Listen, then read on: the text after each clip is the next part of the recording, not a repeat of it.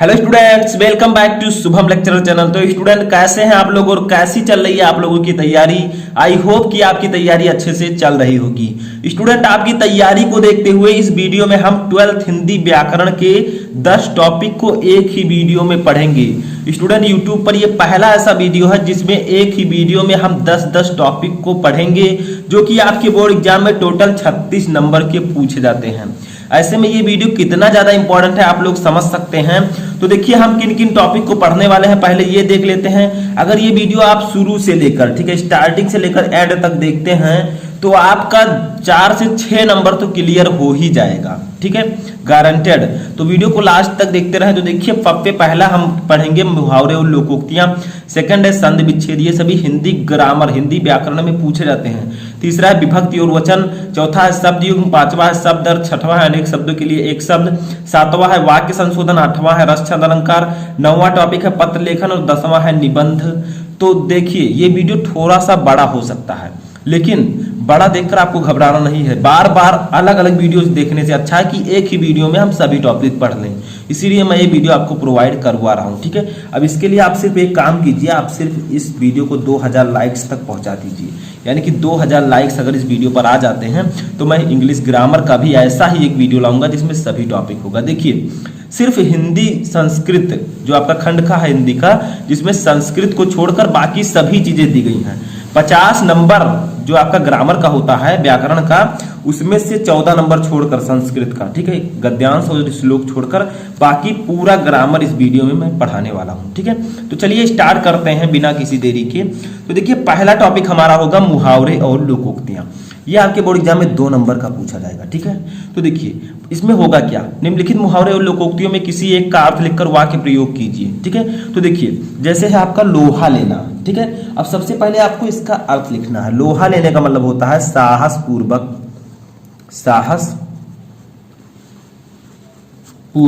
सामना करना, ठीक है। लोहा लेने का मतलब होता है साहस पूर्वक सामना करना, ठीक है। अब देखिए हमने अर्थ तो लिख दिया, लेकिन अभी हमें करना है वाक्य प्रयोग। तो चलिए वाक्य प्रयोग भी कर लेते हैं। तो देखिए अब हमें करना है वाक्य प्रयोग, ठीक है। इसमें करना क्या है, आपको जो लोहा लेना है इसको किसी वाक्य में प्रयोग कर देना है। अभी समझ में आ जाएगा, बहुत सारे आप लोग किए होंगे, मैंने भी पढ़ा है कई, ठीक है। तो आप लोगों को पता होगा आखिर करना क्या होता है, लेकिन जो क्वेश्चन है इंपॉर्टेंट है, ठीक है। तो लोहा लेना यानी कि साहस पूर्वक काम करना। तो देखिए हमें यहां पर लिखना है कि हमें हर मुश्किल से, ठीक है, हर मुश्किल से लोहा लेना चाहिए, ठीक है। यानी कि जितनी भी मुश्किलें हमारे सामने आती हैं हमें हर मुश्किल से लोहा लेना चाहिए, यानी कि हमें हर मुश्किल का डटकर सामना करना चाहिए, दूर नहीं भागना चाहिए, ठीक है। तो यही कहा गया है कि लोहा लेना यानी कि साहस पूर्वक सामना करना। वाक्य प्रयोग हमें हर मुश्किल से लोहा लेना चाहिए। तो देखिए जो लोहा लेना है वो आपके वाक्य में प्रयोग हो चुका है, इसी को हम कहते हैं वाक्य प्रयोग, ठीक है। इसका मैं 2 क्वेश्चन बताने वाला हूं। सेकंड क्वेश्चन आपका है धोबी का कुत्ता ना घर का ना घाट का, यानी कि ये आपका एक लोकोक्ति है, ठीक है। ऊपर जो बताया वो मुहावरा था, ये लोकोक्तियां हैं। तो देखिए इसमें होगा क्या, इसका अर्थ पहले हम लिखेंगे। तो इसका अर्थ होगा जिसका कहीं ठिकाना ना हो, ठीक है। धोबी का कुत्ता ना घर का ना घाट का, यानी कि जिसका कहीं ठिकाना ना हो। अब इसका वाक्य प्रयोग हम लोग कर देते हैं, ठीक है। सेम वही प्रोसेस, सिर्फ आपको कोई जरूरी नहीं है कि आप वही वाक्य प्रयोग कीजिए जो मैंने किया है, ठीक है। आप किसी और वाक्य को भी लिख सकते हैं, बस ये यूज होना चाहिए। तो देखिए इसमें होगा क्या, अपना घर, ठीक है, अपना घर छोड़ने के बाद आज रमा की स्थिति, ठीक है, की स्थिति धोबी का घाट, ठीक है, धोबी का कुत्ता, ठीक है, ना घर का ना घाट का, ठीक है, जैसी है, ठीक है। जैसी है। यानी कि वाक्य प्रयोग में क्या कहा गया है कि अपना घर छोड़ने के बाद आज रमा की स्थिति धोबी का कुत्ता न घर का न घाट का जैसी है। यानी कि रमा ने अपना घर छोड़ दिया, ठीक है। अब उसकी स्थिति ऐसी है कि उसका कहीं ठिकाना ही नहीं है, यानी कि उसकी स्थिति ऐसी है ना धोबी का कुत्ता न घर का न घाट का, ठीक है। वही हमने यहाँ पर वाक्य प्रयोग कर दिया है। अब आप लोग और कुछ भी लिख सकते हैं, ठीक है। अपनी नौकरी छोड़ने के बाद आज मोहन की स्थिति धोबी का कुत्ता न घर का न घाट का, जो चाहे आप लिख सकते हैं, बस ये यूज होना चाहिए, ठीक है। तो दो मुहावरे मैंने आपको बताया 2 नंबर के पूछे जाते हैं। अब हमारा आता है सेकंड संधि विच्छेद। एक क्रम से मैं बताऊंगा, जिस प्रकार से बोर्ड एग्जाम में आता है सेम उसी प्रकार से। संधि विच्छेद में होगा क्या, 3 क्वेश्चन रहेंगे बहुविकल्पीय टाइप के, 3 नंबर आपको दिया जाएगा अगर सही सही आंसर लिखेंगे तो, ठीक है। तो लिखेंगे क्यों नहीं, क्योंकि मैं पढ़ा रहा हूं तो आप लोग पढ़ रहे हैं अच्छे से, ठीक है। और भी आप वीडियोस देख लेंगे तो 3 में तीनों हो जाएगा। तो देखिए फर्स्ट है व्यवधान का सही संधि विच्छेद क्या है। 4 ऑप्शन होंगे, सही वाला आपको बताना है। तो इसका राइट आंसर क्या होगा, बी धन अवधान, खा है व्यय धन अधान, गा है व्यय धन अधान और घा है व्यय धन अवधान। तो इसका राइट आंसर होगा ऑप्शन नंबर का, ठीक है, बी धन अवधान। व्यवधान का सही संधि विच्छेद होगा बी धन अवधान, ठीक है। उसके बाद में सेकंड है जयति का सही संधि विच्छेद क्या है, जयति। तो जा झन यति, खा है जो धन अति, गा है जे धन अति और घा है जय धन ति। तो इसका राइट आंसर होगा ऑप्शन नंबर का जे धन अति। तीसरा हमारा क्वेश्चन है संधि विच्छेद में कि नाविका का संधि विच्छेद है कौन सा, नाव धनिका, नव धन इका, ना धन विका और ना धन आविका। तो इसका राइट आंसर होगा ऑप्शन नंबर खा, नव धन इका, ठीक है। तो 3 क्वेश्चन आपसे बहुविकल्पीय संधि विच्छेद के पूछे जाएंगे, तीनों एक नंबर के, यानी कि फाइनली 3 नंबर के, ठीक है। तो इसी प्रकार से आपको पढ़कर जाना है। अब आगे चलते हैं हम लोग। अब इसके बाद हमारा आता है विभक्ति और वचन। तीसरा टॉपिक आता है विभक्ति और वचन, जो कि 2 नंबर का पूछा जाएगा। 2 बहुविकल्पीय प्रश्न होंगे, एक नंबर के, एक बहुविकल्पीय। तो देखिए इसमें होगा क्या, विभक्ति और वचन, आपको सही विभक्ति और वचन बताना है। जैसे देखिए फर्स्ट है राज्य का सही संधि विच्छेद, सही विभक्ति और वचन क्या होगा, विभक्ति पहले लिखा होगा वचन बाद में। तो राज्य में कौन सी विभक्ति है, कौन सा वचन है, तो का है चतुर्थी विभक्ति एक वचन, खा है पंचमी विभक्ति द्विवचन, गा है तृतीय विभक्ति बहुवचन और घा है द्वितीय विभक्ति एक वचन। तो इसका राइट आंसर होगा ऑप्शन नंबर का, ठीक है। चतुर्थी विभक्ति एक वचन है राज्य में। दूसरा है आत्मनि, आत्मनि का सही विभक्ति और वचन क्या है, का है तृतीया विभक्ति द्विवचन, खा है सप्तमी विभक्ति एक वचन, गा है षष्ठी विभक्ति बहुवचन और घा है पंचमी विभक्ति बहुवचन। देखिए विभक्ति नहीं लिखा है फिर भी मैं पढ़ रहा हूँ क्योंकि ये विभक्ति ही है, ठीक है, तृतीया प्रथमा। तो देखिए इसका राइट आंसर होगा ऑप्शन नंबर खा, सप्तमी विभक्ति एक वचन। आत्मनि में सप्तमी विभक्ति एक वचन है, ठीक है, समझ में आया। तो ये टॉपिक भी हमारा क्लियर हो गया, 2 नंबर का पूछा जाएगा, ठीक है। अब अगला टॉपिक चौथा आता है। देखिए वीडियो को लाइक करते हुए चलिएगा, कितनी मेहनत लगती है ये मुझे ही पता है, ठीक है। इसीलिए वीडियो को जरूर लाइक कीजिएगा ताकि मैं आपके लिए और भी मेहनत कर सकूं। शब्द युग्म, चौथा टॉपिक है शब्द युग्म। इसमें होगा क्या, 2 शब्दों का जोड़ा रहेगा, जैसे नीड नीड लगभग एक जैसे हैं, ठीक है, लेकिन इसका अर्थ क्या है, सही अर्थ बताइए। नीड का अर्थ पहले होगा, नीड का अर्थ बाद में होगा, तो सही वाला अर्थ आप चुनिए। का है नारी और जड़, खा है जड़ और नारी, गा है घोषला और जल और घा है जल और घोषला, ठीक है। तो इसका राइट आंसर होगा ऑप्शन नंबर घा, जल और घोषला। यानी कि नीड का मतलब जल, सभी को पता है, नीड तो अम्बु, नीड का मतलब घोषला, तो जल और घोषला जो पहले उसका आंसर पहले लिखा होगा अर्थ, ठीक है। दूसरा है छात्र छात्र, देखिए दोनों को हम छात्र ही पढ़ेंगे, बट इसका सही अर्थ क्या होगा। तो देखिए का है छत्रीधारी और विद्यार्थी, खा है विद्यार्थी और नेत्र, गा है क्षत्रिय धर्मी और विद्यार्थी और घा है विद्यार्थी और क्षत्रियोचित। तो इसका राइट आंसर बताइए। तो इसका भी राइट आंसर होगा ऑप्शन नंबर घा, विद्यार्थी और क्षत्रियोचित। देखिए छात्र का मतलब विद्यार्थी सभी को पता है और इस छात्र का मतलब होता है क्षत्रियोचित, ठीक है, समझ में आया। तो ये भी हमारा टॉपिक कंप्लीट हो चुका है। 5वां टॉपिक हम पढ़ेंगे शब्द अर्थ। ये आपका अनेकार्थी शब्द है, यानी कि एक ही शब्द के कई अर्थ, ठीक है, पर्यायवाची शब्द जिसे आप कहते थे, मतलब इसका भी अर्थ वही होगा, ठीक है। जैसे पयोधर है, अब पयोधर का आप लिख सकते हैं शब्द अर्थ। ये भी 2 क्वेश्चन रहेंगे, आपको इसके लिए 2 नंबर मिलेगा, ठीक है, एक क्वेश्चन करना है। देखिए पयोधर, पयोधर है, इसका हम लिख सकते हैं बादल, बादल और समुद्र, ठीक है। अब पयोधर को हम बादल और समुद्र भी कह सकते हैं, यानी कि ये एक दूसरे के पर्यायवाची शब्द हैं, ठीक है। दूसरा देखिए हंस, हंस का हम लिख सकते हैं पक्षी, यानी कि हंस एक पक्षी है, ठीक है। उसके बाद में हम सूर्य भी लिख सकते हैं, आत्मा, ठीक है। तो ये सब एक दूसरे के अनेकार्थी शब्द यानी कि शब्द अर्थ होंगे, ठीक है। ये भी आपको 2 नंबर देगा। छठवां क्वेश्चन है अनेक शब्दों के लिए एक शब्द, जो कि बहुविकल्पीय प्रश्न होगा। 2 क्वेश्चन आएंगे, 2 नंबर दिया जाएगा, ठीक है। जैसे फर्स्ट है जीवित रहने की उत्कट इच्छा। जीवित रहने की उत्कट इच्छा को हम क्या कह सकते हैं? का है जिजीविषा, खा है जीवन, गा है जीवन शक्ति, घा है महत्वाकांक्षा। तो इसका राइट आंसर होगा ऑप्शन नंबर का, ठीक है, जिजीविषा। जीवित रहने की इच्छा को हम कहते हैं जिजीविषा। अब देखिए दूसरा वाला हमारा है कम जानने वाला। कम जानने वाले को हम क्या कह सकते हैं? अज्ञानी, निरक्षण, अशिक्षित या अल्पज्ञ। तो कम जानने वाला यानी कि अल्पज्ञ, अल्प ज्ञान, ठीक है, जिसके पास अल्प ज्ञान हो, कम जानकारी हो, उसे हम अल्पज्ञ कह सकते हैं। अब सातवां हमारा था वाक्य संशोधन। ये भी 2 नंबर भैया देगा, ठीक है।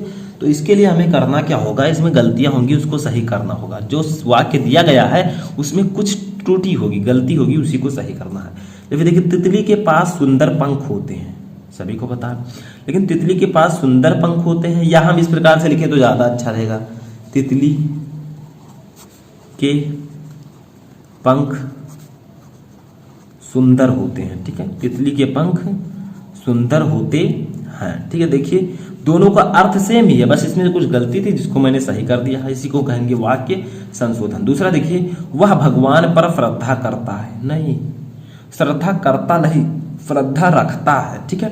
तो हम लोग लिख देंगे वह भगवान पर, सॉरी यहां पर थोड़ी सी गलती हो गई, तो श्रद्धा रखता है, ठीक है, श्रद्धा रखता है, करता है नहीं, ठीक है। तो ये आपका राइट आंसर होगा।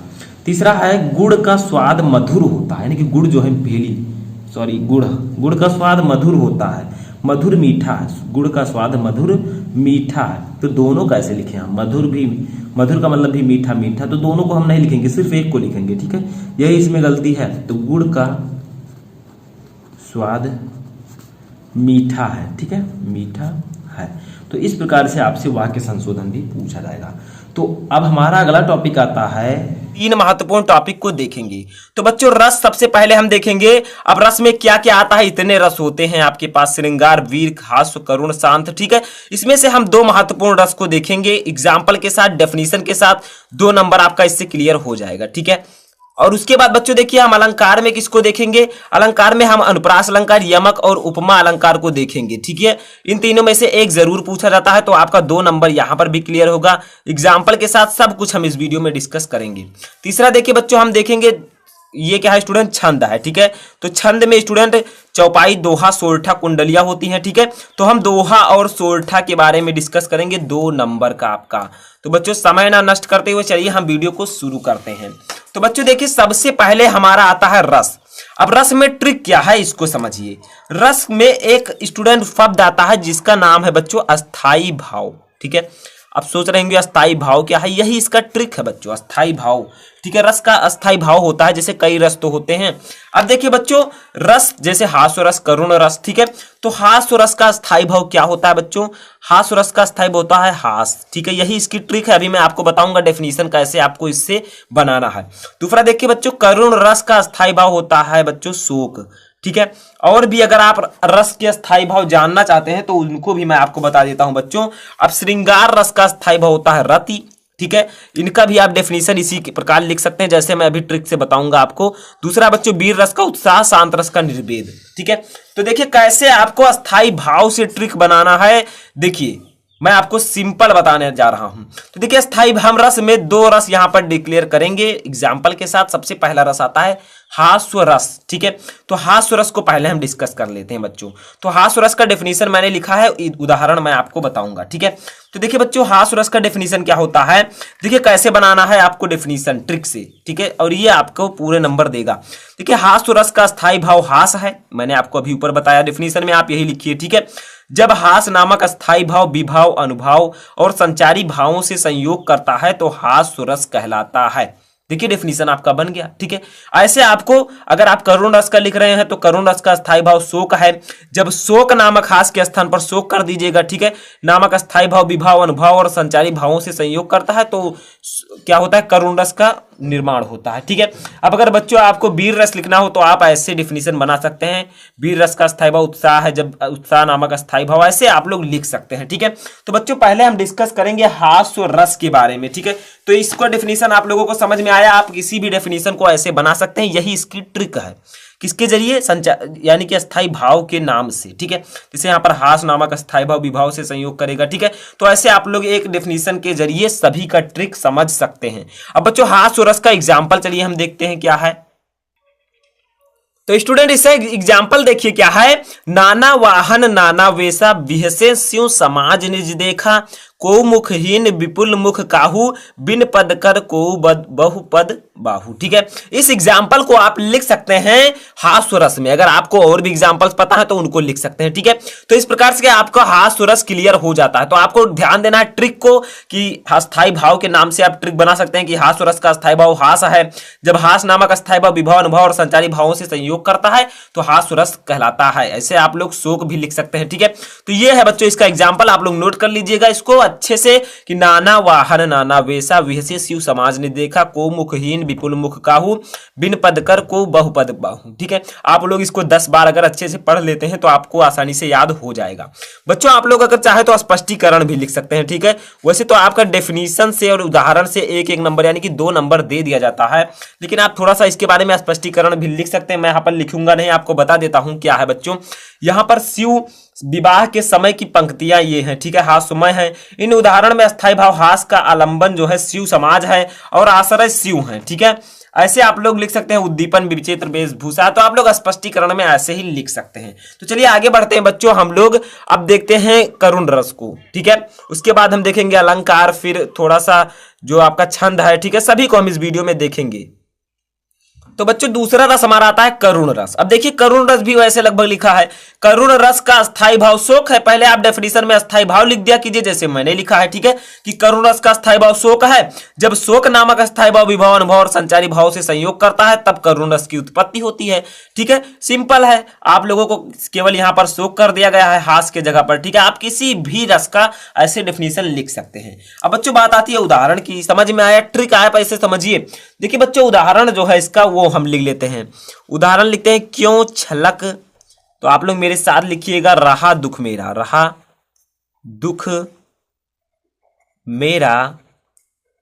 ठीक है, उषा के मृदु पलकों में। ठीक है, आप लोग ऐसे बच्चों लिखिएगा। आप लोग और भी अगर जानते हैं एग्जाम्पल तो उसको भी लिख सकते हैं, कोई जरूरी नहीं है यहां पर। ठीक है, कि आप यही लिखिए जो आपको अच्छा लगे, जो आपको अच्छे से समझ में आ रहा हो। ठीक है, कि हाँ उलझ रहा सुख मेरा संध्या के की घन अलकों में। ठीक है, अब बच्चों आप लोग हमसे भी अच्छा लिखने की कोशिश कीजिएगा, हमें तो तेज लिखना था। ठीक है, मैंने लिख दिया आप लोगों के लिए। अब देखिए बच्चों इसका उदाहरण है क्यों छलक रहा दुख मेरा, उषा के मृदु पलकों में, हाँ उलझ रहा सुख मेरा संध्या की घन अलकों में। आप लोग थोड़ा भाव से इसको 2-4 बार 10 बार पढ़ेंगे, आपको उदाहरण स्पष्ट रूप से आ जाएगा। डेफिनेशन का तो मैंने ट्रिक भी बता दिया है। ठीक है, किसी भी का आपके डेफिनेशन लिख सकते हैं। यहाँ पर भी आप स्पष्टीकरण लिख सकते हैं, मैं थोड़ा सा आपको बोल देता हूँ, आप लोग लिखना चाहें तो लिख सकते हैं। ठीक है, स्पष्टीकरण तो आप लोग मैं बोल रहा हूं, आप लोग चाहें तो लिख सकते हैं। ठीक है, वैसे आपको नंबर दे दिया जाएगा। तो देखिए बच्चों करुण रस के स्पष्टीकरण में आपको क्या लिखना है कि इस पद में कवि ने अपनी प्रेयसी के विरह में रुदन का वर्णन किया है। ठीक है, इसमें कवि के हृदय का शोक अस्थाई भाव है, यहाँ प्रियतम आलंबन है और प्रेमी आश्रय है। कवि के हृदय के उद्गार अनुभाव है, अंधकार रूपी के पास तथा संध्या उद्दीपन है। ठीक है, आप ऐसे लिख सकते हैं स्पष्टीकरण को। ठीक है, वैसे तो आप इन दोनों को आसानी से समझ गए होंगे। बच्चों बात आती है अलंकार की। मैंने आपको बताया था कि रस में मैं आपको हास्य रस करुण रस बताऊंगा, अब मैं बताऊंगा अलंकार आपको। ये आपके बोर्ड एग्जाम में 2 नंबर का पूछा जाता है जैसा कि मैंने आपको बताया। ठीक है, अब देखिए बच्चों अलंकार में क्या ट्रिक है।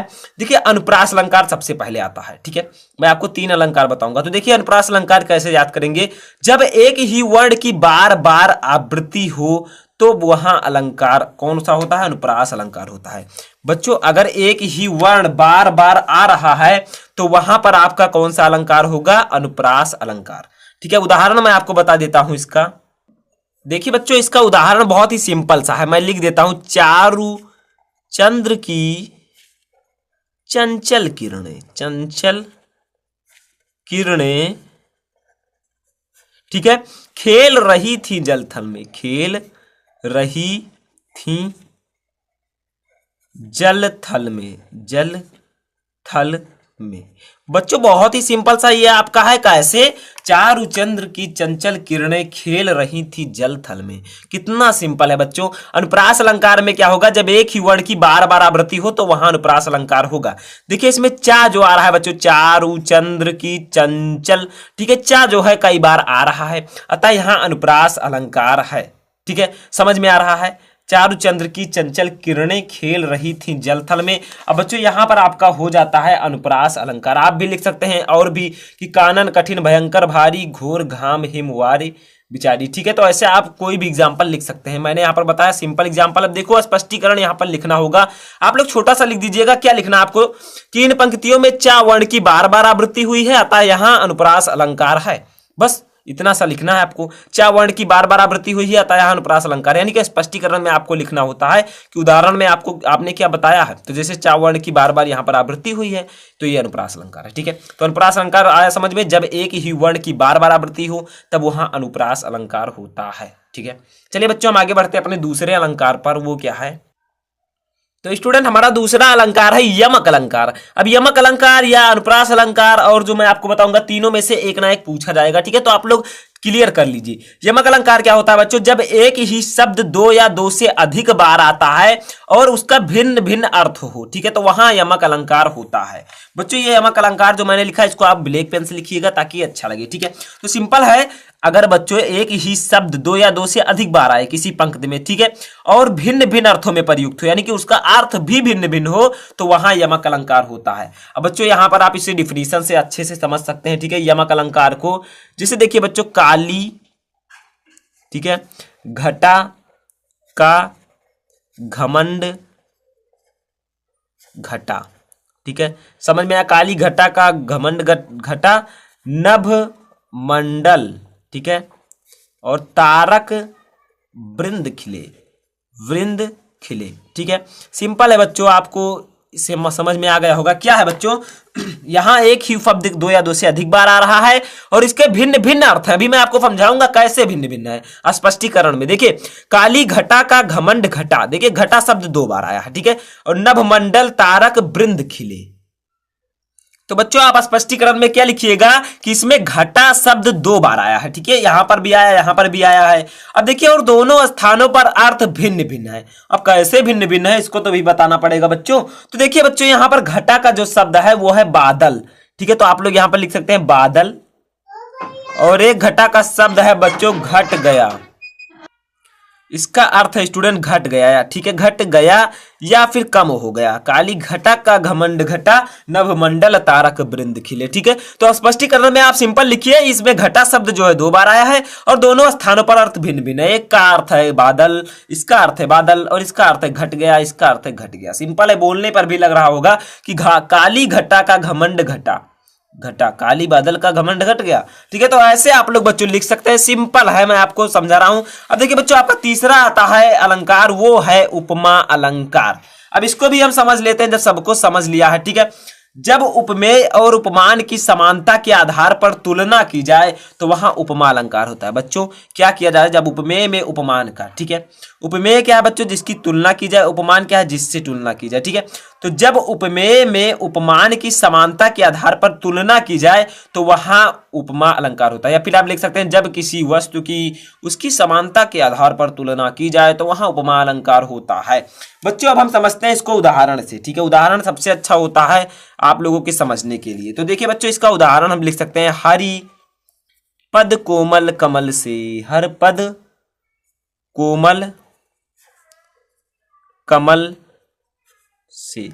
ठीक है, तो बच्चों ये है आपका एक सिंपल सा और प्यारा सा उदाहरण। अब बच्चों इसमें है क्या समझिए, मैंने आपको बताया कि जहां जब उपमेय और उपमान की समानता के आधार पर तुलना की जाए। देखिए उपमेय क्या होता है बच्चों, जिसकी तुलना की जाए। देखिए हरि पद की तुलना की जा रही है, जो हरि जी का पद है, पैर है, उसकी तुलना कमल से की जा रही है। तो यहां पर हरि पद जो है बच्चों ये है उपमेय। ठीक है, तो मैं यहां पर लिखा हूं आप लोगों के लिए स्पष्टीकरण में आपको यही लिखना होता है बच्चों। उपमेय क्या है? तो उपमेय है बच्चों हरिपद, यानी कि हरि जी का कोमल, हरि का पैर।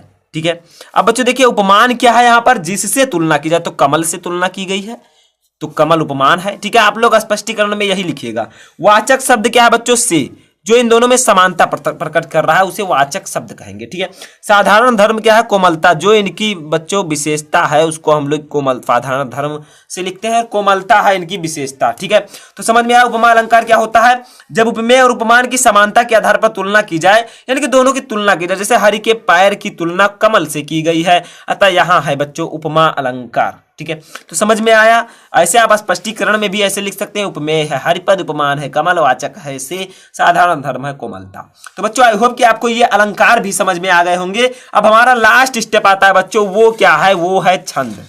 देखिए छंद, अब छंद क्या होता है बच्चों? छंद में मैंने आपको बताया दोहा, सोरठा, चौपाई, कुंडलियां ये सब आती हैं। तो सबसे पहले हम आज डिस्कस करने वाले हैं दोहा पर। ठीक है, तो बच्चों दोहा के बारे में मैं आपको ऑलरेडी भी बता चुका हूं, लेकिन मैं आपको इसमें पूरा वीडियो आपको समझाऊंगा। ये भी आपके 2 नंबर का पूछा जाता है छंद। ठीक है, दोहा या सोरठा आपके बोर्ड एग्जाम में पूछे जाते हैं, और कुंडलियां भी पूछा जा सकता है। ठीक है, और जो मैंने आपको एक बताया वो भी आपके बोर्ड एग्जाम में आ सकता है। ठीक है, जैसे चौपाई। तो देखिए बच्चों आज हम डिस्कस करेंगे इसमें 2 इंपॉर्टेंट छंद पर। सबसे पहला है दोहा। ठीक है, इसकी जो मात्राएं गिनना होता है, बहुत सारे बच्चे फंस जाते हैं, लेकिन मैं आपको वो भी बताऊंगा। देखिए बच्चों दोहा होता है, दोहा अर्ध सममात्रिक छंद है। ठीक है, दोहा जो है बच्चों अर्ध सममात्रिक छंद है।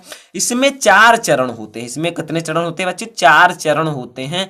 इसके पहले और तीसरे चरण में 13-13 मात्राएं, और दूसरे और चौथे चरण में 11-11 मात्राएं होती हैं। बच्चों दोहा और सोरठा जो होता है लगभग सेम होता है, बस केवल क्या होता है यहाँ पर 13-13 के स्थान पर 11-11, यहाँ पर 11-11 के स्थान पर 13-13। बहुत सारे बच्चे फंस जाते हैं, लेकिन चिंता मत कीजिए, समझिए। दोहा बच्चों होता है, दोहा अर्ध सममात्रिक छंद है। ठीक है, इसमें 4 चरण होते हैं। इसके पहले और तीसरे चरण में 13-13 मात्राएं। ठीक है, और दूसरे तथा चौथे चरण में 11-11 मात्राएं होती है। ट्रिक कैसे समझेंगे बच्चों? दोहा, दोहा के सामने वाला जो अक्षर है बच्चों दो है। ठीक है, क्या है? 2।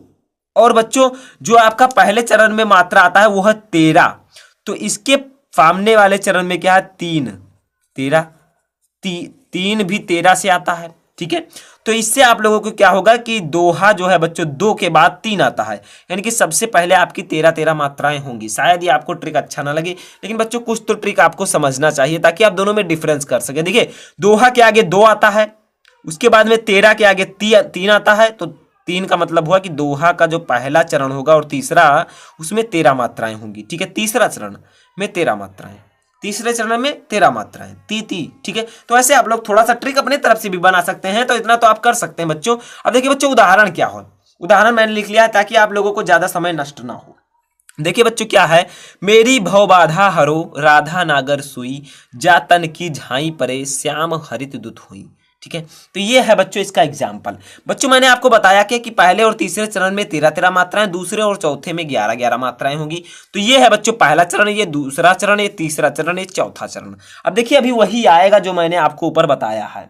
बच्चों आप इस दोहा के उदाहरण के स्थान पर कोई दूसरा भी लिख सकते हैं। रहमन पानी लाखिए, बिन पानी सब सून, पानी गए न उबरे मोती मानिस चून। कुछ भी आप जो आपको अच्छा लगे वो लिख सकते हैं। ठीक है, तो देखिए बच्चों दोहा का अब हम गिनना शुरू करते हैं मात्रा। तो बच्चों ये माँ है, इसके ऊपर एक मात्रा लगा, यानी कि यहाँ पर 2 मात्राएं होंगी। 2 को हम इस प्रकार से लिखेंगे, ऐसे मत लिखिएगा। ठीक है, इस प्रकार से लिखिएगा।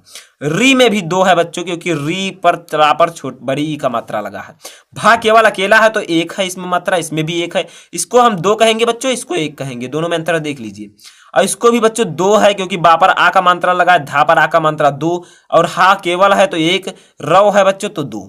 ठीक है, गिनिए मात्राएं, अभी मैं गिनूंगा। और इस पर देखिए रा पर बच्चों 2, धा पर 2, क्योंकि आ का मात्रा लगा है, ना पर 2, गा पर 1, री पर 1। ठीक है, रा पर छोटी का मात्रा स्टूडेंट, इसलिए इस पर क्या होगा? 1 होगा। सोई पर 2, ई पर 1। ठीक है, जो आगे बढ़िए, जा पर 2, ता पर कितना? 1, ना पर 1, की पर 2, जहां पर 2। ठीक है, और ई पर बच्चों आपका कितना होगा? 2 होगा, ई है। ठीक है, और पा पर होगा बच्चों 1, और रे पर आपका होगा बच्चों 2। ठीक है, श्याम पर होगा स्टूडेंट आपका 2, यहां पर 2 रहेगा, श्या पूरा मिलाकर। ठीक है, और मुंह पर रहेगा बच्चों 1। ठीक है। हा पर एक, रा पर एक, ता पर एक, दू पर एक, ती पर एक, ठीक है। अब दू पर यहाँ पर एक, ती पर एक और हो पर बच्चों दो, और बड़ी ई पर आपका, छोटी ई यहाँ पर रहेगा स्टूडेंट हुई पर, तो आप लोग यहाँ पर एक लिखिएगा, ठीक है। तो इतने आप लोग ऐसी मात्राएं बता सकते हैं। देखिए मेरी भवबाधा हरो, इसमें कितनी मात्रा है, 2, 2, 4, 1, 5, 1, 6, 2, 8, 2, 10, 11, 2, 13। तो मैंने आपको बताया था कि पहले चरण में आपकी 13 मात्राएं होंगी। दूसरे चरण में देखिए राधा नागर सोई में 2, 2, 4, 2, 6, 1, 7, 1, 8, 2, 10, 11, इसमें हो गया 11 मात्रा। समझ में आ रहा है? सिंपल है बच्चों। पहले और तीसरे चरण में भी देखिए 13 13 होंगी। ये तीसरा चरण आता है बच्चों, इसमें क्या 2, 1, 3, 1, 4, 2, 6, 2, 8, 2, 10, 11, 2, 13, इसमें भी 13 है। तो पहले और तीसरे चरण में कितनी है, 13 13 मात्राएं। और दूसरे और चौथे चरण में गिन लेते हैं, 2, 1, 3, 1, 4, 1, 5, 1, 6, 1, 7, 1, 8, 2, 10, 11, तो 11 इसमें हो गया। यानी कि पहले और तीसरे चरण में 13 13 मात्राएं, दूसरे और चौथे चरण में 11 11 मात्राएं होंगी, वो दोहा होगा।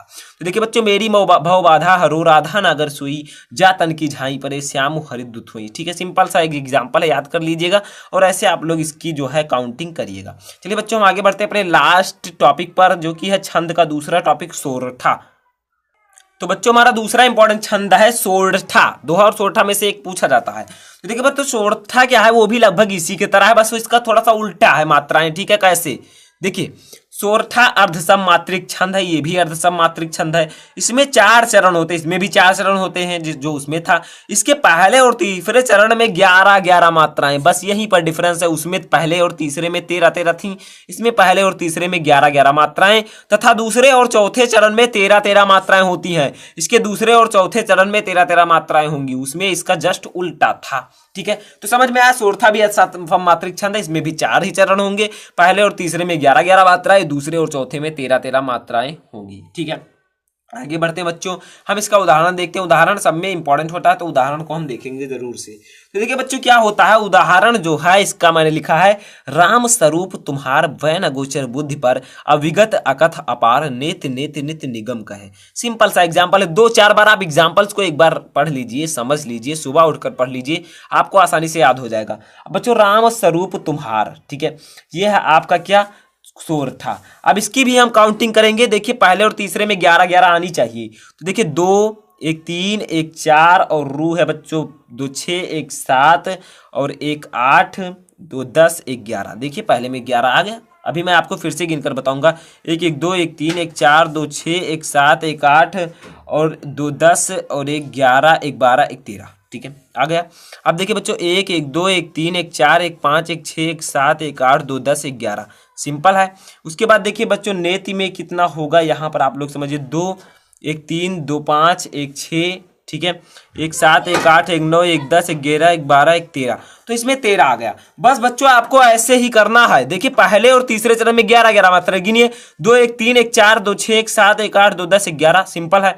दूसरे में देखिए बच्चों पहला चरण होगा, अब चौथे में गिन लीजिए, क्योंकि पहले और तीसरे में, सॉरी स्टूडेंट, तीसरे में, ये पहला है ये तीसरा है, तो तीसरे में देखिए 11 होना चाहिए। 1 1 2 1 3 1 4 1 5 1 6 7 8 2 10 11, दोनों सिंपल है। पहले और तीसरे चरण में 11 11 मात्राएं। दूसरे में देखिए 1 1 2 1 3 1 4 2 6 1 7 1 8 2 10 11 1 12 1 13, 13 मात्राएं। और इसमें 2 1 3 1 2 5 1 6 1 7 1 8 1 9 1 10 11 12 13, 13 मात्राएं। तीसरे, पहले और तीसरे चरण में 11 11 मात्राएं, दूसरे और चौथे चरण में 13 13 मात्राएं होती हैं, उन्हें हम कहते हैं बच्चों सोरठा। समझ में आया?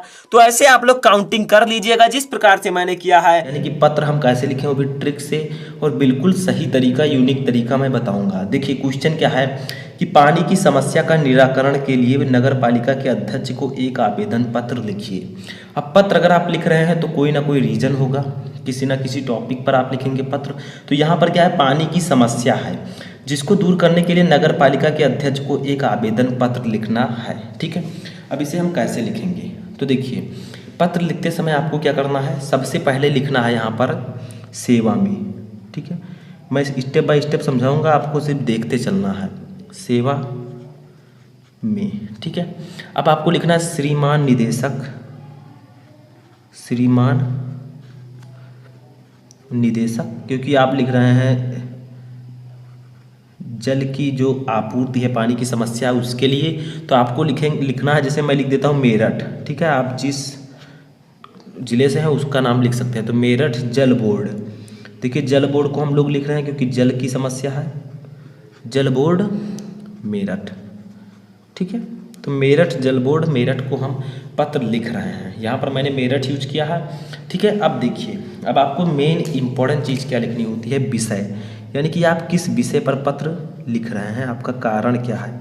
ठीक है, किस टॉपिक पर आप पत्र लिख रहे हैं। तो ये हम लिख रहे हैं पेयजल अधिकारी, पेयजल अधिकारी को जल आपूर्ति। ठीक है, जलापूर्ति आप लिख सकते हैं, यानी कि जल आपूर्ति हेतु प्रार्थना पत्र। ठीक है, ये हम लोग लिख रहे हैं। तो देखिए विषय हमारा क्या है, पेयजल अधिकारी को जल आपूर्ति के लिए प्रार्थना पत्र। अब देखिए आपको इस सेवा में के सीधे नीचे, ठीक नीचे आपको लिखना है महोदय। ठीक है, यहाँ पर लिखना है। अभी देखिए थोड़ा सा और लिख दीजिए, यहाँ पर आप पता लिख दीजिए। ठीक है, यानी कि हम मान लीजिए रहते हैं संजय नगर में, तो हम लोगों ने लिख दिया संजय नगर, पांडव नगर। ठीक है, संजय नगर में पांडव नगर है एक नगर, मेरठ। ठीक है, अब तो आप लोग सोच रहे होंगे ये क्या लिख रहे हैं नगर फगर, तो ये क्या लिख रहे हैं हम, ये हम लिख रहे हैं, यानी कि हम किसी एक ज़िले का नाम हमने ले लिया है, वहाँ के कुछ जो हैं उनका हमने नाम लिया है। ठीक है, आप जहाँ से हैं उसका नाम लिख सकते हैं, लेकिन बोर्ड एग्जाम में आपको सिर्फ बताना है कि पत्र लिखते कैसे हैं। ठीक है, अब देखिए आपको टॉपिक दे दिया जाएगा, उसी विषय पर आपको लिखना है। अब यहाँ पर हमें लिखना है महोदय, महोदय ठीक नीचे सेवा में श्रीमान के। ठीक है, सेवा में, तो महोदय। अब आपको नीचे से स्टार्ट कर देना है, मैं आपको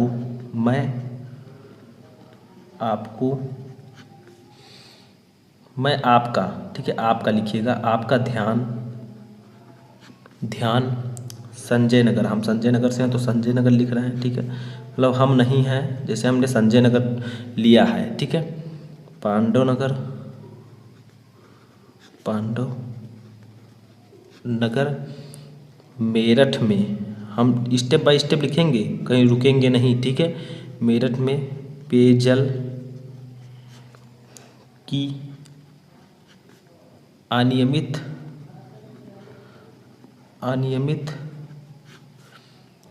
जल आपूर्ति। ठीक है, जल आपूर्ति की ओर आकर्षित कराना चाहता हूँ। ठीक है, कराना चाहता हूँ। ठीक है, अब देखिए यहाँ पर समस्या क्या है। समस्या हम लिखते हैं, इस क्षेत्र में प्रातः यानी कि सुबह केवल 35 मिनट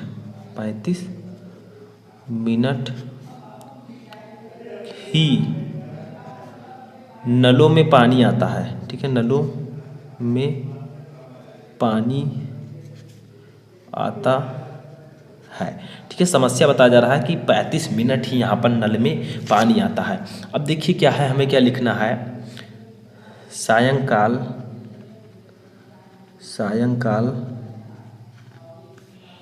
ठीक है, पेयजल की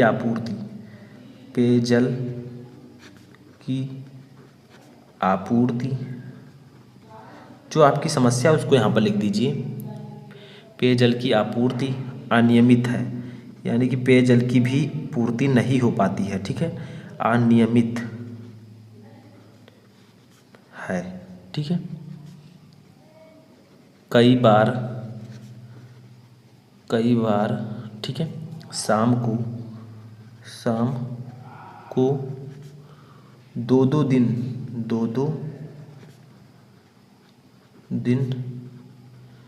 पानी की आपूर्ति नहीं होती, यानी कि पानी की जो सप्लाई है कई बार 2-2 दिन नहीं होती।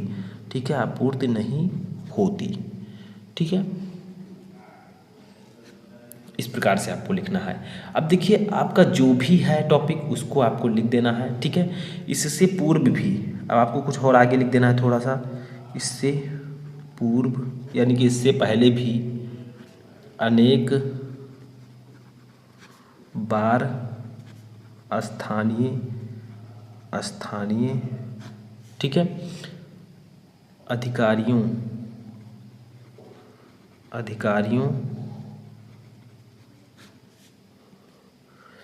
को मैं इस समस्या, ठीक है, इस समस्या, जो भी समस्या सब कुछ आप लिखिए, कोई जरूरी नहीं यही लिखें, आप बदल कर लिख सकते हैं, जो आपकी समस्या उसके बारे में बताइए, ठीक है। इस समस्या से अवगत करा चुका हूँ, ठीक है, परंतु स्थिति जो यहाँ की कंडीशंस हैं वो में कोई सुधार नहीं हुआ है, परंतु यहाँ की जो अवस्था है, कंडीशन है, उसमें कोई सुधार नहीं हुआ है। अब देखिए आगे आप लिख दीजिए अतः आपसे प्रार्थना है कि इस क्षेत्र, ठीक है, में पेयजल की समुचित व्यवस्था कराने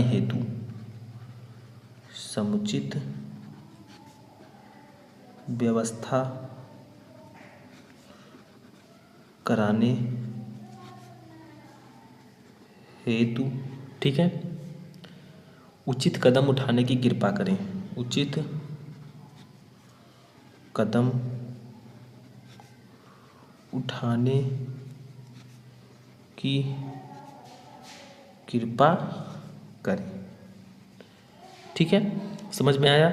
अब आपको लिख देना है मैं और मेरा पूरा क्षेत्र सदैव आपके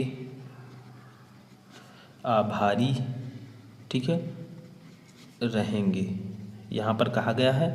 अब देखिए आपको लिख देना लास्ट में धन्यवाद, यहाँ पर आपका जो खत्म हो जाता है लगभग धन्यवाद लिख देना है इस प्रकार से, ठीक है। अब यहाँ पर आपका जो है सिग्नेचर कर देना है, आपको लिखना है यहाँ पर भाव दिए,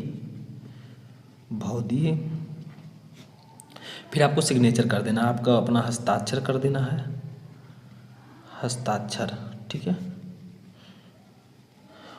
नाम लिख देना है जहाँ से आप हैं, संजय नगर, अपना नाम लिख देना है, ठीक है, जैसे हम लिख रहे हैं संजय कुमार, ठीक है।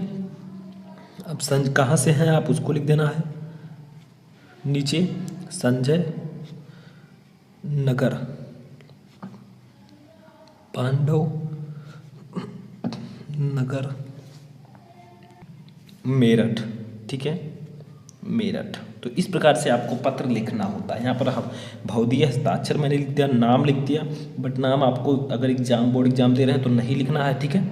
और यहाँ पर पता, तो ये सब आपको इस प्रकार से लिखना होता है। ये आप लोग याद रखिएगा कि सेवा में जिनके पास आप लिख रहे हैं उनका नाम, विषय आपको जरूर लिखना है, विषय मोस्ट इंपॉर्टेंट है, किस विषय पर आप लिख रहे हैं, फिर महोदय करके आपको अपनी पूरी समस्या यहाँ पर लिखनी है, ठीक है।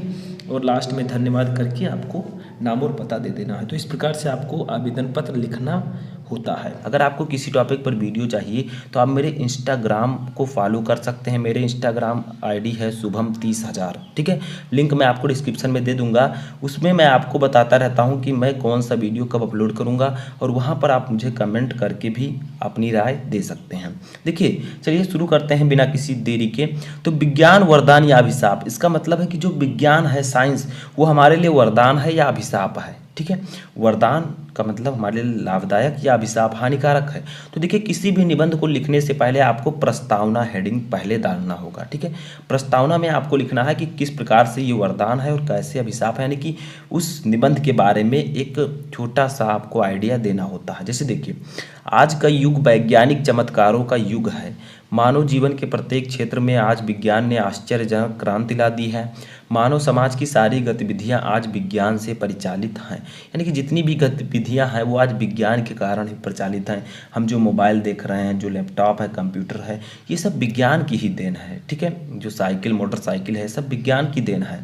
तो ये हमारे लिए लाभदायक भी है, हानिकारक भी है। तो देखिए, अज्ञात रहस्यों की खोज में उसने आकाश की ऊंचाइयों से लेकर पाताल की गहराइयों तक नाप दी है।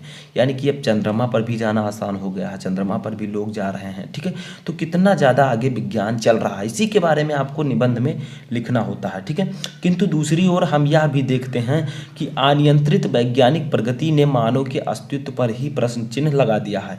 यानी कि हम ये भी देखते हैं कि जो अनियंत्रित वैज्ञानिक प्रगति है, जो खोजें हैं, उसने मानव जीवन को भी संकट में डाल दिया है।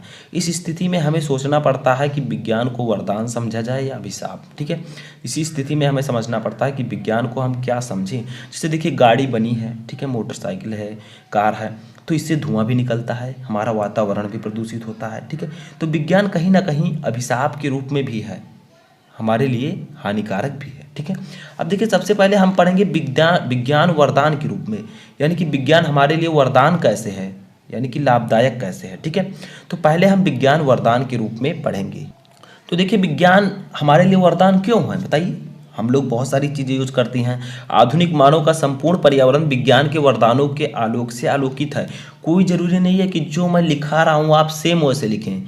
ठीक है, आप अपनी तरफ से भी लिख सकते हैं, क्योंकि विज्ञान के बारे में आपको भी पता है कि हमारे लिए कौन सी चीज़ें लाभदायक हैं, कौन सी चीज़ें हानिकारक हैं। तो कुछ चेंजेस करके भी लिख सकते हैं, नहीं तो आप इसे याद ही करने लगे। ठीक है, सेम रहेगा, थोड़ा बहुत तो चल जाएगा, लेकिन आपको अपने माइंड में सेट कर लेना है। देखिए, प्रकाश, पंखा, पानी, साबुन, gas stove, fridge, cooler, heater और यहाँ तक कि शीशा कंघी से लेकर रिक्शा, साइकिल, स्कूटर, बस, कार, रेल, हवाई जहाज, टीवी, सिनेमा, रेडियो आदि जितने भी साधनों का हम अपने दैनिक जीवन में उपयोग करते हैं, वे सब विज्ञान के ही वरदान हैं। यानी कि ये सभी चीज़ें हमें विज्ञान से ही प्राप्त हुए हैं, तो इसीलिए विज्ञान हमारे लिए वरदान है। ठीक है, तो पहले हेडिंग आपको डालना है विज्ञान वरदान के रूप में, पहले प्रस्तावना फिर इस हेडिंग को। अब देखिए, वरदान के रूप में कई क्षेत्र हैं, तो उसके बारे में हम लिखेंगे। तो देखिए, विज्ञान के इन विविध वरदानों की उपयोगिता कुछ प्रमुख क्षेत्रों में निम्नलिखित है। यानी कि आपके पास कई क्षेत्र हैं, जैसे यातायात के क्षेत्र, संचार के, दैनिक जीवन, स्वास्थ्य एवं चिकित्सा।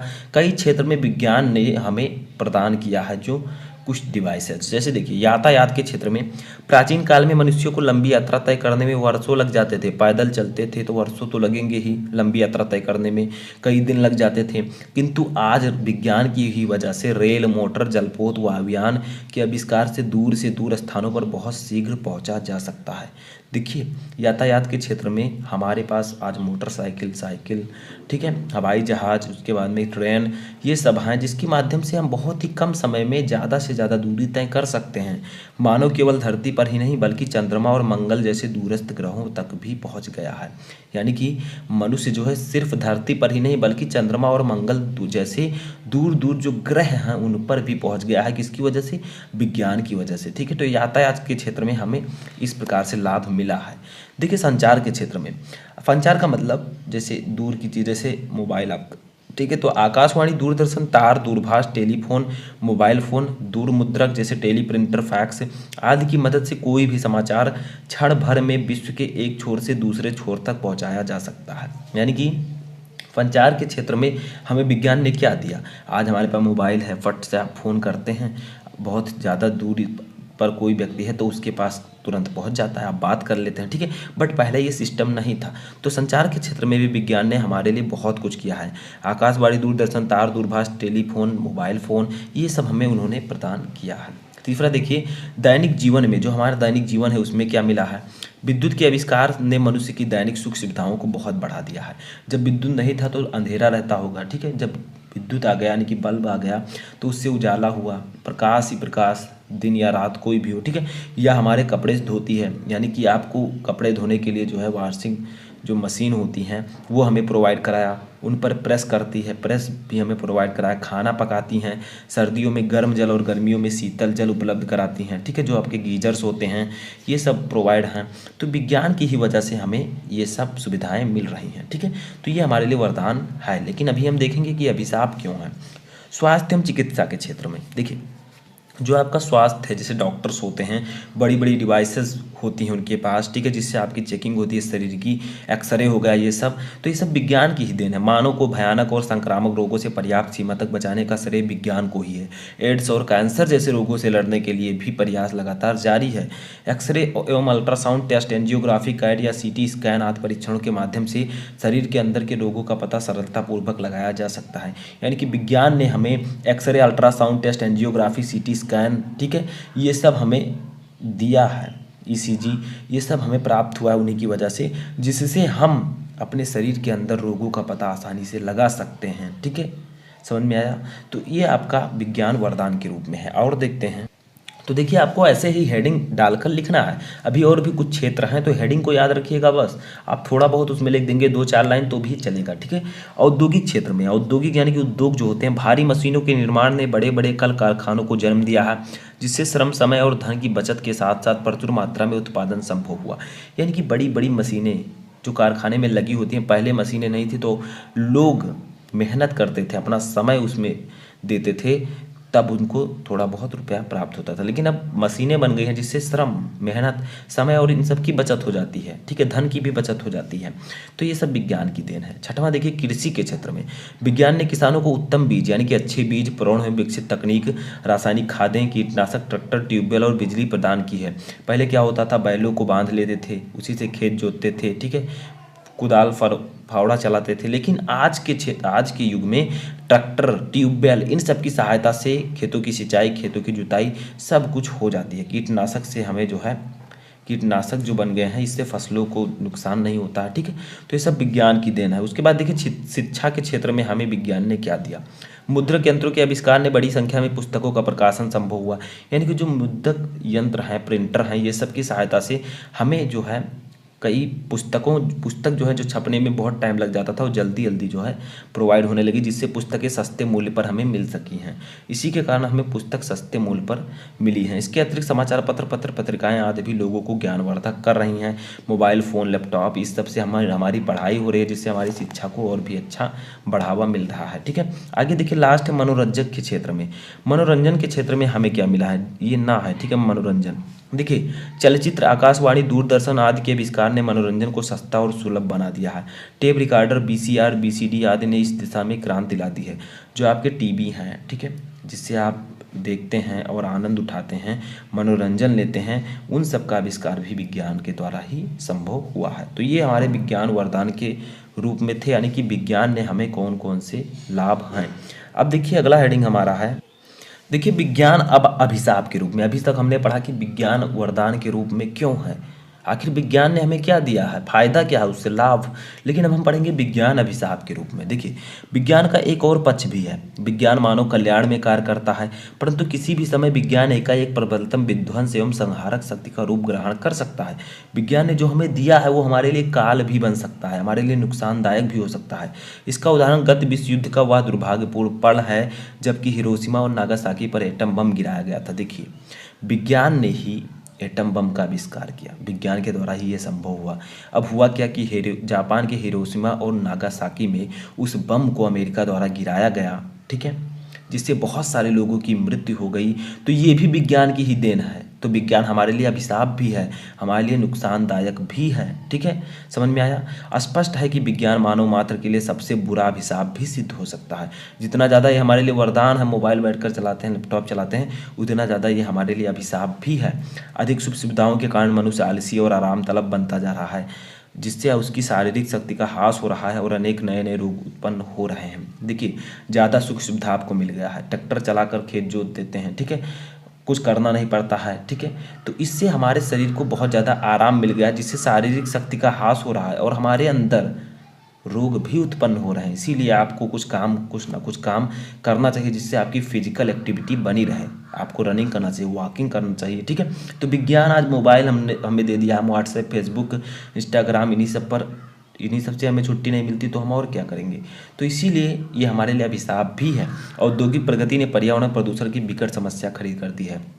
यानी कि कुछ औद्योगिक प्रगति है जिसके कारण हमें पर्यावरण प्रदूषण की भी समस्या झेलनी पड़ रही है। तो इसलिए विज्ञान अभिशाप के रूप में भी है। अब निबंध के लास्ट में आपको उपसंहार लिखना होता है, यानी कि इस निबंध का निष्कर्ष क्या निकला। तो देखिए, विज्ञान सचमुच तलवार है जिससे व्यक्ति आत्मरक्षा भी कर सकता है और अनाड़ीपन में अपने अंग भी काट सकता है। यानी कि विज्ञान जो हमारे लिए तलवार है, चाहे तो हम उससे अपनी रक्षा कर लें और चाहे तो हम अपने हाथ पैर यानी कि अपने अंग को भी काट सकते हैं। इसमें दोष तलवार का नहीं, उसके प्रयोक्ता का है। जैसे करंट, बहुत सारे लोगों को करंट लग जाता है, वो मर जाते हैं, ठीक है, वो बहुत सारे लोगों का एक्सीडेंट हो जाता है। तो ये सब भी कुछ अभिशाप हैं विज्ञान के। विज्ञान ने मानव के सम्मुख असीमित विकास का मार्ग खोल दिया है, जिससे मनुष्य संसार से बेरोजगारी, भुखमरी, महामारी आदि को समूल नष्ट कर विश्व को अभूतपूर्व सुख समृद्धि की ओर ले जा सकता है।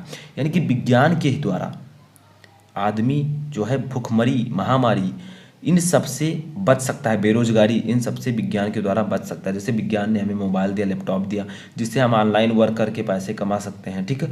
तो इससे जो है आदमी भुखमरी, महामारी, बेरोजगारी से भी बच सकता है, अभूतपूर्व सुख समृद्धि की ओर ले जा सकता है। अतः स्वयं मानव को ही यह निर्णय करना है कि वह विज्ञान को वरदान रहने दे या अभिशाप बना दे। यानी कि आपको ही निर्णय करना है कि आप विज्ञान को वरदान के रूप में रहने दे रहे हैं या अभिशाप उसे बना रहे हैं, ठीक है। समझ में आया। तो इस प्रकार से जैसे आपके पास मोबाइल है, लैपटॉप है, आप उसका सही यूज कर रहे हैं या गलत कर रहे हैं। सही यूज करेंगे तो आपको अर्निंग होगी ऑनलाइन, अगर गलत यूज करेंगे तो आप क्या करेंगे, आपके लिए हानिकारक होगा। दिन भर मोबाइल में बिजी रहेंगे, फेसबुक व्हाट्सएप पे जुड़े रहेंगे। तो इस प्रकार से आपको ही तय करना है कि आप इसे वरदान के रूप में, यानी कि इससे लाभ लेना चाहते हैं या इससे हानि, ठीक है। तो इस प्रकार से आप विज्ञान, वरदान या अभिशाप पर निबंध लिख सकते हैं। वो दो निबंध जो मैंने बताए, कोरोना वायरस और पर्यावरण प्रदूषण पर, उनको भी आप लोग जाकर जरूर देखिएगा, लिंक आपको डिस्क्रिप्शन में मिल जाएगा। तो वीडियो अच्छा लगा हो तो वीडियो को लाइक कर दीजिए, चैनल पर नए चैनल को सब्सक्राइब कर दें, और कोई भी क्वेरी है या किसी भी टॉपिक पर वीडियो चाहिए तो कमेंट बॉक्स में ज़रूर बताएं।